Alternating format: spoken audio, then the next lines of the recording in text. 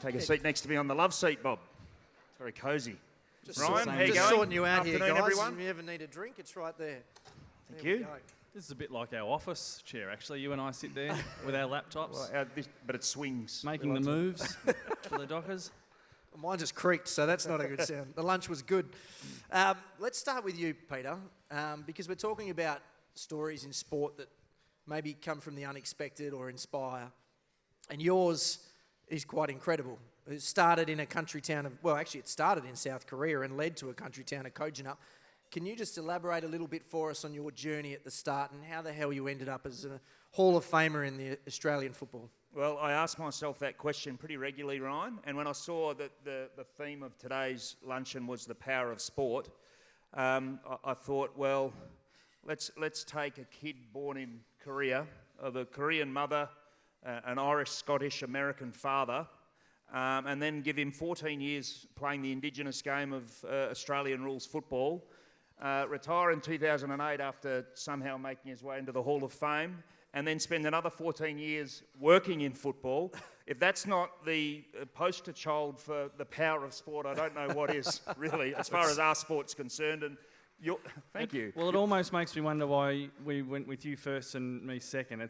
Well, I was going to get to you, Bob. A skinny kid from Warragul, is that right? Well, I wasn't always skinny, Pete. I've sort of trimmed up a little bit since WA, but yeah, no, it's a hell of a story, yours, but so good to be here. Pete, that kind of path, it's now you can sit back and go, geez, it was all fantastic, we got there, but I'm sure there were some difficulties along the way that you had to overcome.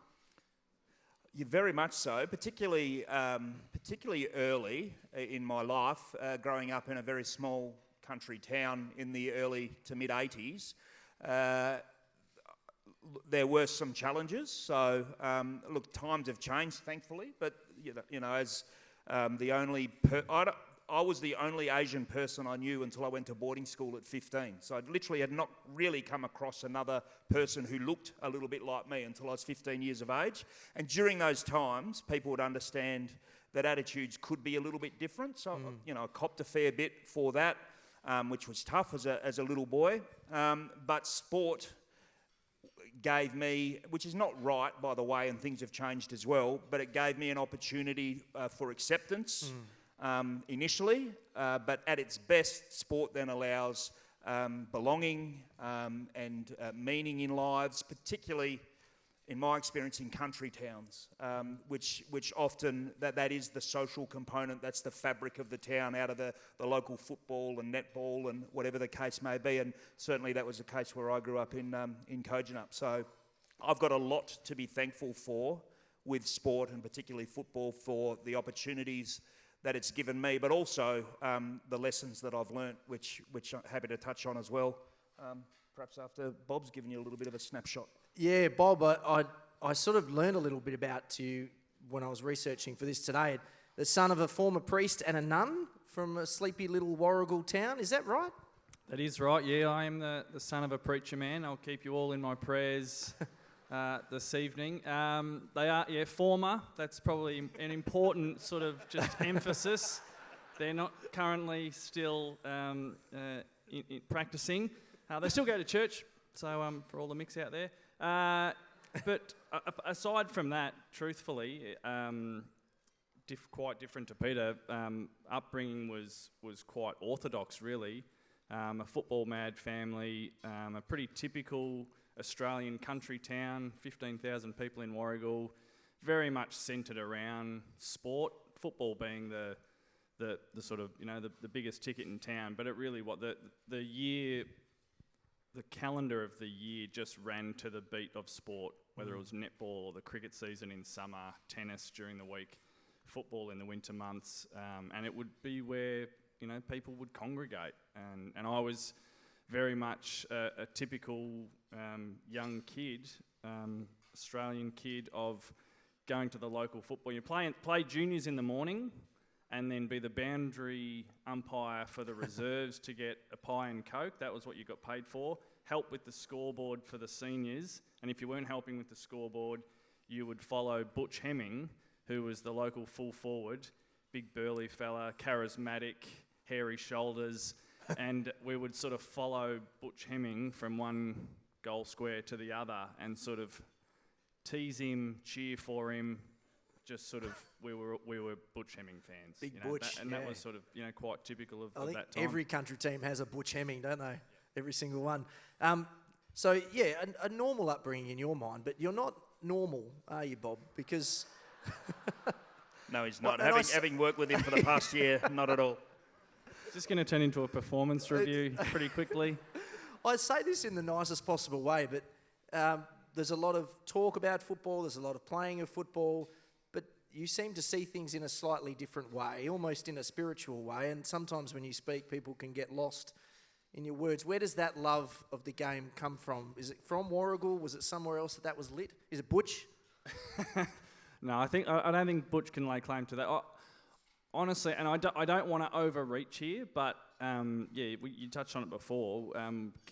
Came from a family where spirituality was quite an important part of our life, and going to church every Sunday was just part of the ritual, and Saturday was football. But I'm not much of a church-going fella these days, but as I sort of sit here as a 40-year-old man, I think the things that I loved about that experience, storytelling, symbolism, community, looking after one another, but ceremony, those things that I love, and I don't love everything about the church, I don't want to go into that one too deeply today, but those things that I grew up with and loved about that community is what draws me to football, that those things of being a part of a community, being part of a cause, the symbolism and the ceremony of a debutant or a jumper ceremony or a round one battle and an us against them, that stuff that's the juice for me. While you were preparing for that answer, the word that I was thinking of was going to be spirituality, and Bob's been here for a year, but it shouldn't be underestimated that what many believe, and certainly I believe, that intangible aspect of a high-performing team lays somewhere in that definition of what their spirit is. What is that bond, that connection between the key participants within that team, organisation, and all of those things that you were talking about, Bob, are really important. Particularly, I think the younger generation really enjoy that storytelling and imagery and those sorts of things. I feel that they really want to belong to something. They want to stand for something together. And it's really important to them. So, and Bob's a real leader for that within our footy department and club. Not to pump your tyres up again, Bob, but I think when people saw that you'd been hired by Fremantle, I think it was like, oh yeah, they got another good one. That's what Fremantle are doing right now. They're bringing in people who can add something a little different. And we've seen you from time to time walking laps with players, just having chats, both the men's team and the women's team. So. You should be in the office at that stage. Well, I was pumping out just some about to spreadsheets, say, so let's get on to that part of the performance review. Let's not overcorrect. Has anyone seen Bob? Oh, he's walking laps again. There's no incense burning. There's no dream catchers. There's no hacky sacks in the office. You've got at least one hacky sack. Don't lie. It's mostly emails and compliance and all of those things. So let's just keep it in check. Pete, the Executive General Manager of Football. It's quite a title. For those who are wondering, what do you do other than make sure that this team turns up? Look for Bob, primarily. Where the hell is he? No, that's... look, it's a sort of a leadership role within all components of the AFL and AFLW football program. So whether that's coaching, administration, players, high performance, medical, recruiting, it's having an oversight on all of those areas and hoping that everything's running smoothly. Mm-hmm. It's a great job. There's a lot on, and certainly there's moments where you're preparing for a normal week, and it doesn't take much in this role for one thing can then consume you for 3 or 4 days.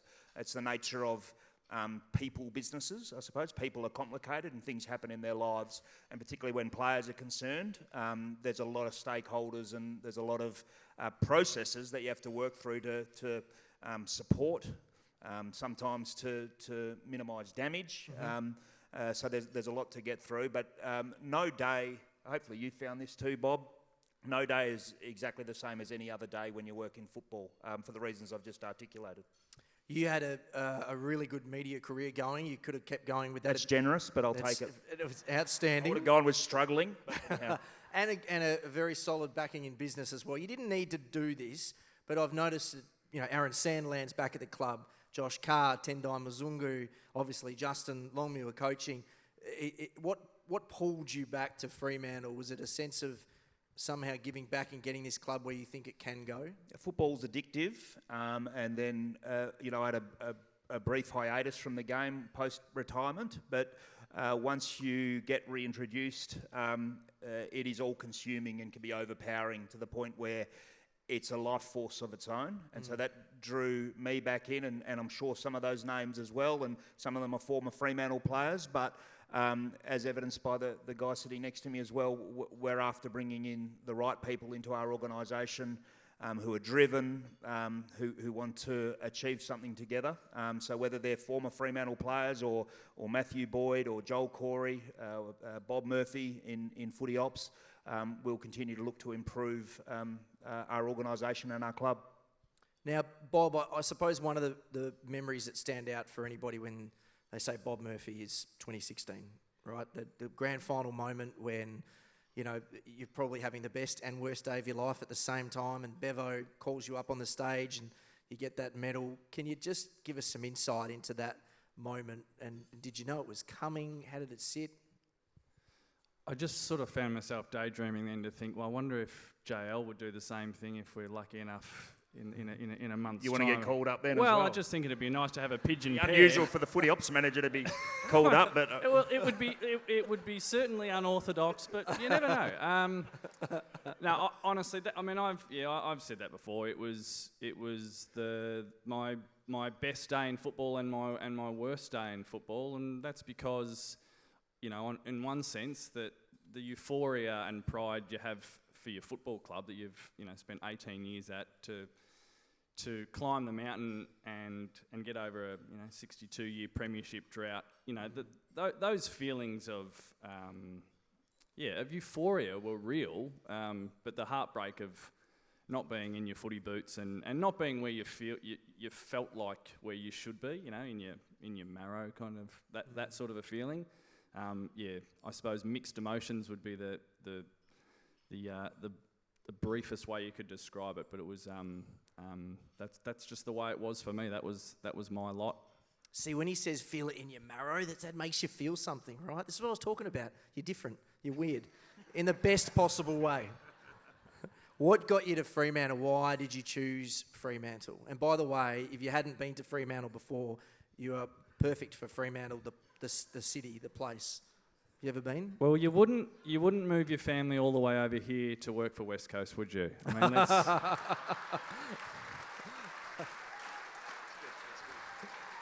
That's not the first time I've used that line. It won't be the last. It's very popular. Just eating out of your hand in this room. Might have even been in the job interview, I think. I threw that one in. Saw Pete's smile sort of run across his face. It was for a few reasons, to be honest.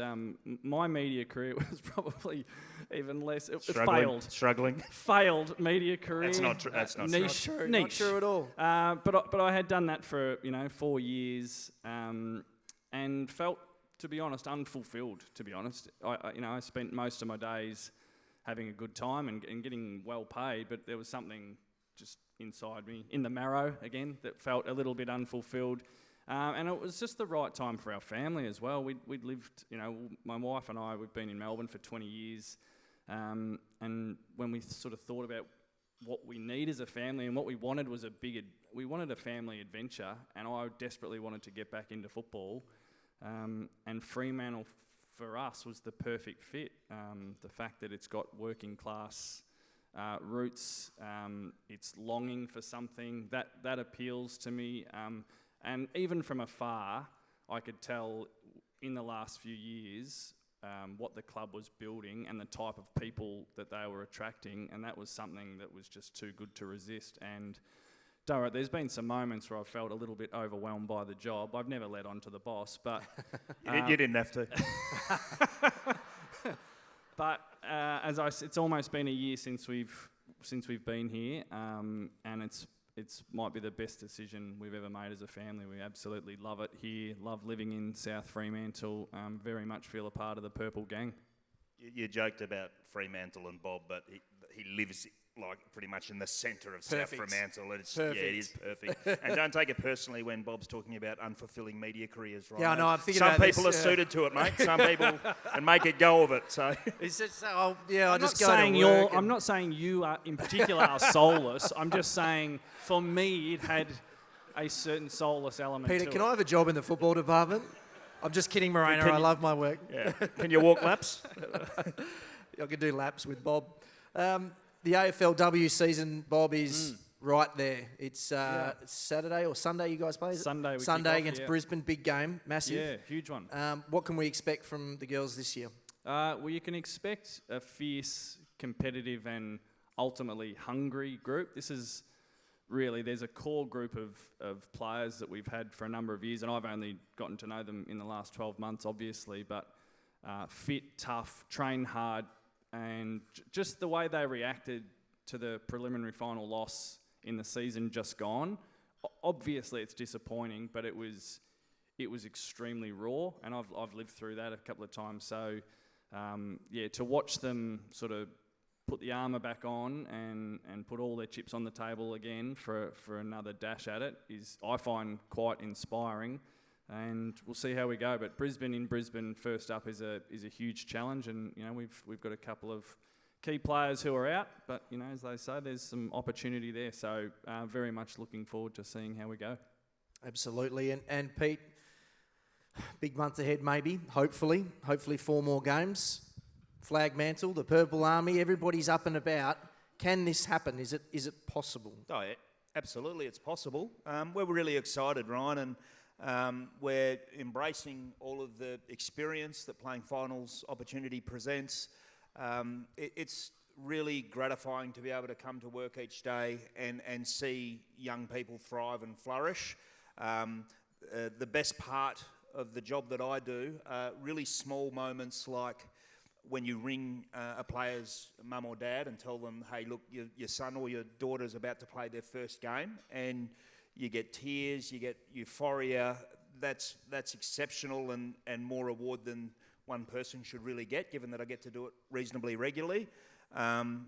Ringing Andrew Brayshaw the other actually came into my office and saying, hey mate, you're all Australian, congratulations, and seeing that reaction roaring in front of you and then backing it up with you're also been voted the RFLPA most valuable player. That's pretty good. So those moments are magic. The flip side is you get the other end of the spectrum where you've got to say to a player whose dream is to be on an AFL list and play AFL football that, sorry, it's no longer going to be here at this club, and seeing that spirit be crushed. And look, I've experienced it as well. We're talking backstage, that happened to me at the end of 1995. So this empathy there, but that's really tough. But getting back to the question about the excitement ahead, it's brilliant for all Fremantle fans and members and sponsors, and we're going to really enjoy it, and we're going to go in there confident and give it a really big swing, and who knows where it might end. Fantastic. Can we thank Peter Bell and Bob Murphy? Some wonderful insight there into what's ahead for Fremantle, both AFL and AFLW. Thanks, gents.